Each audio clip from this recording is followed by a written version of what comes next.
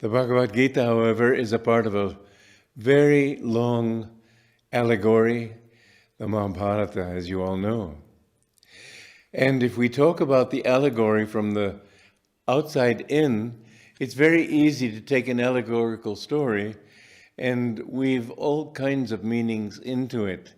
And so what I want to do is begin with the subject, which is man.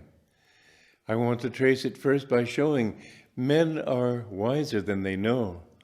And you will recognize yourself in some of the things that I'm talking about. If we talk about it from the scripture, it can seem like a myth. If we talk about it from our own experience, we can say, well, yes, I understand that. And so this allegory is entirely a story of man, of his descent into matter and of his ascent back into spirit again. The Battle of Kurukshetra is the war between good and evil. But we don't understand what that war is, and so let me go into it more deeply. The war is that war takes place in the spine. And you know yourself whenever you feel happy, you feel uplifted. You sit up straight, you look up, you smile. Everything about you feels light. When you feel depressed or unhappy, everything about you becomes heavy. You sit with a slumped attitude, you walk with a bent back, you look down, you frown.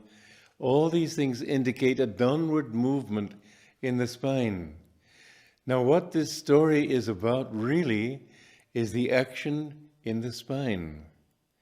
We will have to understand that all our striving takes place inside, not outside. For example, when you see a beautiful sunset, you think, oh, that's a beautiful sunset.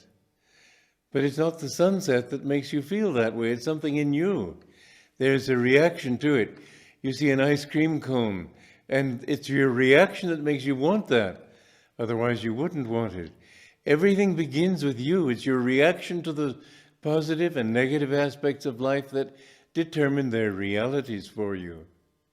A turtle could look at a sunset and wonder, if anything, whether it's something to eat. You look at it and you say it's beautiful. There's another aspect to it too, and it's a very worthwhile thing to think about, that all nature is a symbol. For example, you look at the beautiful clouds in the sunset. Then, after a few minutes, when the sun goes down, those same beautiful clouds become gray and unlovely. So we must understand that the beauty that we see in man is because God's light shines upon him. And when a person lacks light, he becomes dull and colorless.